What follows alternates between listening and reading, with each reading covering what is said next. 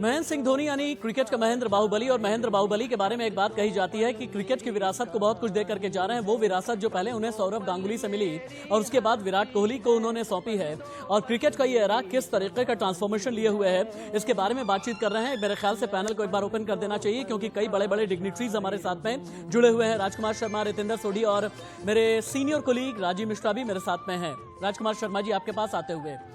महेंद्र सिंह धोनी के बारे में कहते हैं कि अगर अपनी जिंदगी का या फिर क्रिकेट का कोई भी डिसीजन लेते हैं तो वो डिसीजन यूं ही नहीं होता। 7:29 से अगर उन्होंने कहा कि रिटायरमेंट मेरी समझी जाए, क्या इसकी कोई कनेक्टिविटी या कोई कनेक्शन है? क्योंकि मैं अगर लगभग एक साल पहले 9 जुलाई 2019 में जाकर के देखता हूं तो ठीक 7:19 शाम का वक्त हो रहा था और मार्टिन गुप्टिल ने उन्हें रन आउट किया था और वर्ल्ड कप से महेंद्र सिंह धोनी बाहर हो गए थे।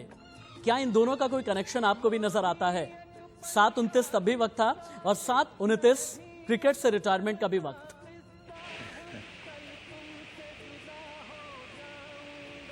देखिए राशिद, ये एक कोइंसिडेंस भी हो सकता है और मैंने बहुत ज़्यादा इसको रिलेट नहीं किया है, लेकिन हाँ 7 नंबर उनका ज़रूर लकी नंबर रहा है। 7 नंबर की शर्ट पहनते रहे हैं महेंद्र सिंह धोनी हमेशा, और ये 7 नंबर की जो जर्सी है उनकी, वो हमेशा याद की जाएगी इंडियन क्रिकेट में, क्योंकि जितना बड़ा उनका कंट्रीब्यूशन है वो कोई भी नहीं भुला सकता। और जिस तरह उनका स्टाइल है, जब उन्होंने क्रिकेट अपना खेलना शुरू किया तो एक ऐसी जगह से वो आए थे जहाँ से उम्मीद नहीं की जाती थी कि कोई क्रिकेटर भारतीय टीम में भी पहुँचेगा, और जो उनका अनऑर्थोडॉक्स स्टाइल था तो उससे यही लगता था कि ये कितने लंबे समय तक भारतीय क्रिकेट के लिए खेलेंगे, क्योंकि उनके लिए ये कहा जाता था कि जब वो आए थे कि ये बहुत लंबे लंबे छक्के मारते हैं, और वो उन्होंने प्रूव भी किया। और जिस तरह उन्होंने फिनिशर का रोल अदा करना शुरू किया भारतीय टीम में, और उसके बाद से जब से उन्होंने भारतीय टीम की कमान संभाली, जब से उन्होंने कप्तानी संभाली, उसके बाद उन्होंने नया एक अध्याय भारतीय क्रिकेट में जोड़ा, क्योंकि इतने बड़े सुपरस्टार्स थे उस टीम में, उनको मैनेज किया उन्होंने, और जिस खूबसूरती के साथ मैनेज किया कि जिनको वो कहते थे कि मैं सचिन के लिए उन्होंने एक बार कहा कि मैं रात को जागकर सचिन तेंदुलकर के मैचेस देखता था, और फिर उसी प्लेयर की कप्तानी करना वो बहुत आसान नहीं था, और उसमें बहुत बड़े बड़े स्टार्स थे, लेकिन जिस बखूबी उन्होंने ये किरदार निभाया और जिस मुकाम पे वो भारतीय क्रिकेट को लेकर गए, वो बहुत ही लाजवाब है, जो कि कभी भी नहीं भुलाया जाएगा। भारतीय क्रिकेट में महेंद्र सिंह धोनी का एक अलग ही स्थान है, जो हमेशा हमेशा हमेशा याद किया जाएगा। बिल्कुल आप ठीक कह रहे हैं, और जिस तरीके से आप किरदार की बात कर रहे हैं, क्रिकेट में कहते हैं कि अगर आप वक्त रहते हुए अलग अलग किरदार को अदा कर लें तभी आप सफल हो जाते हैं, और भारतीय क्रिकेट के सफलतम कप्तानों में से एक महेंद्र सिंह धोनी के लिए यही बात कही जाती है। रितेंद्र, आपके पास आते हुए, कम से कम जब क्रिकेटर के लिए, इंडियन क्रिकेट के लिए साबित हुई है। जी हाँ, बिल्कुल रशीद, आपने सही कहा, क्योंकि MS धोनी ने जो इंडियन क्रिकेट को दिया है, I think that is great, that is stupendous, और उन्होंने जीत की आदत हमें डाल दी है। और अगर हम फिनिशर की बात करते हैं, मैच विनर की बात करते हैं वर्ल्ड क्रिकेट में, तो वो MS धोनी हैं। उनको हारी बाजी को जीतना आता था, और अंतर्राष्ट्रीय क्रिकेट में अब वो नहीं खेलेंगे, एक वैक्यूम जरूर क्रिएट होगा। और रशीद, हमें ये भी मानना होगा ये सर्कमस्टेंशियल रिटायरमेंट भी है। कोरोना का कहर आया, IPL डिले हुई, T20 वर्ल्ड कप अब नहीं हो रहा, नहीं तो हम धोनी को शायद T20 वर्ल्ड कप में फिर से अपना जौहर दिखाते देखते। But all said and done, जैसे कहा जाता है, all good things come to an end. Dhoni का अंतर्राष्ट्रीय करियर समाप्त हो गया है, but he will be remembered as one of the best ever captains of India. बात तो आपकी एकदम ठीक है, बात आप जोशीली कर रहे हैं, लेकिन सबसे बड़ी बात यह है कि एक तकलीफ ये कि किंग्स 11 पंजाब ने भी अपने ऑफिशियल ट्विटर अकाउंट पर यह लिखा है, स्टंप्स ही नहीं बल्कि आप दिल भी तोड़ करके गए हैं। और वीरेंद्र सहवाग ने तो इतना भी कह दिया कि ओम फिनिशाय नमः। राजीव मिश्रा, आपके पास आते हुए, राजीव,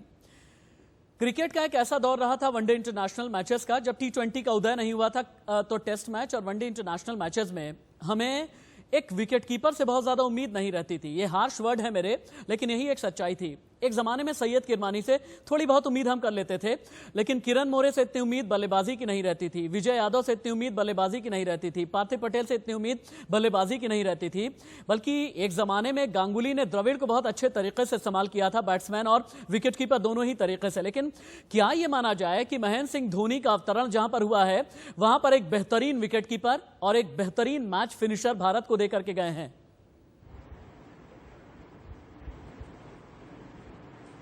बिल्कुल राशिद, और अगर महेंद्र सिंह धोनी का आप करियर देखें और उनका करियर ग्राफ देखें, उनका बैटिंग ऑर्डर पे अलग अलग अगर आप एवरेज निकालें तो आपको पता चलेगा किस तरह से वो एडजस्ट करते थे इंटरनेशनल क्रिकेट में। इसमें आगे मैं जाऊं से पहले एक आपने कनेक्शन की बात की थी 7:29 की। एक और कनेक्शन मैं आपको बता दूं राशिद कि 15 अगस्त के दिन उन्होंने रिटायरमेंट लिया और लेफ्टिनेंट कर्नल महेंद्र सिंह धोनी के लिए शायद इससे बेहतरीन तारीख हो नहीं सकती थी, क्योंकि उनको ऑनरी ये मिला हुआ है खिताब। तो ये एक लेफ्टिनेंट कर्नल महेंद्र सिंह धोनी के रिटायरमेंट की तारीख को भी हम हमेशा याद रखेंगे 15 अगस्त। वापस आते हैं उनके क्रिकेटिंग सफर पे राशिद, और जिस तरह से मुझे याद है, क्योंकि मैंने पहला मैच उनका जो पहला शतक है और वो पहले अभी जब इतने क्रूशियल पॉइंट पर आपने जोगिंदर सिंह को दे दी गेंदबाजी T20 वर्ल्ड कप के फाइनल में, और हर किसी को ये लगा कि अरे बाप रे ये क्या हो गया, ये तो मैच हाथ से निकल गया। लेकिन क्या ये माना जाए, बड़े मैचेस में बड़े वक्त पर क्रूशियल टाइम में जिस तरीके के फैसले महेंद्र सिंह धोनी ने किए हैं, वही आज की तारीख में धोनी को धोनी बनाते हैं।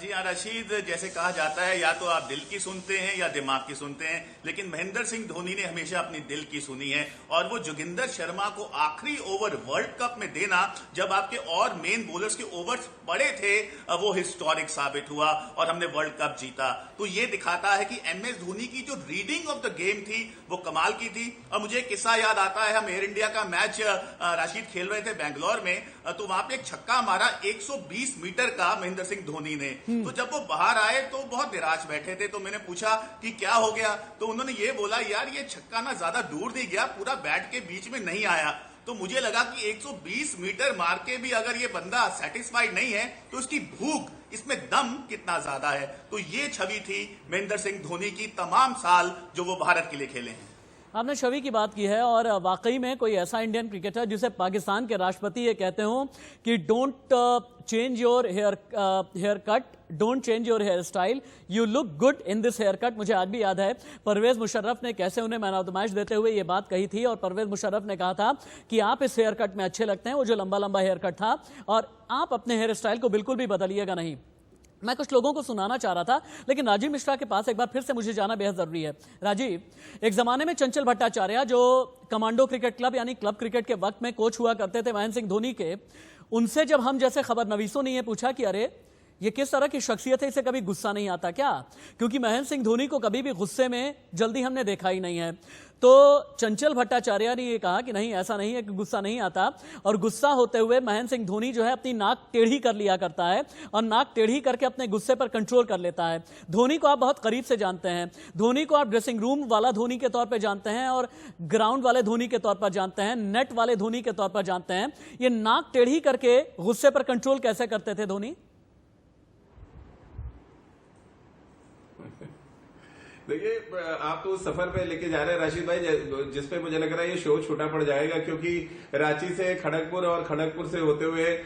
जो इंडियन क्रिकेट टीम की ट्रेन लेकर आगे चले महेंद्र सिंह धोनी, उसमें कभी वो टीसी हुआ करते थे इंडियन रेलवे में, उसके बाद वो इंडियन टीम के टीसी हो गए, यानी कि टिकट कलेक्टर, वहां पे वो टिकट्स देने लगे इंडियन टीम के उन तमाम प्लेयर्स को। लेकिन देखिए, जो आप बात कर रहे हैं गुस्से की, गुस्से को कंट्रोल कर रहा है, कैसे आप कंट्रोल करते हैं, मुझे लग रहा है ये बिगेस्ट एग्जांपल है। जो आप नाक टेढ़ी करने की बात कर रहे हैं, हम लोग अलग अलग तरीके से अपने गुस्से को कंट्रोल करने की तरीके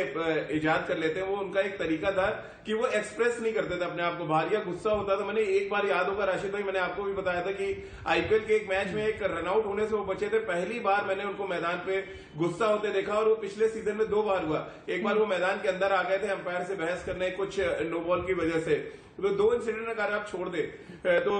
अगर बॉलर खराब कर रहा है,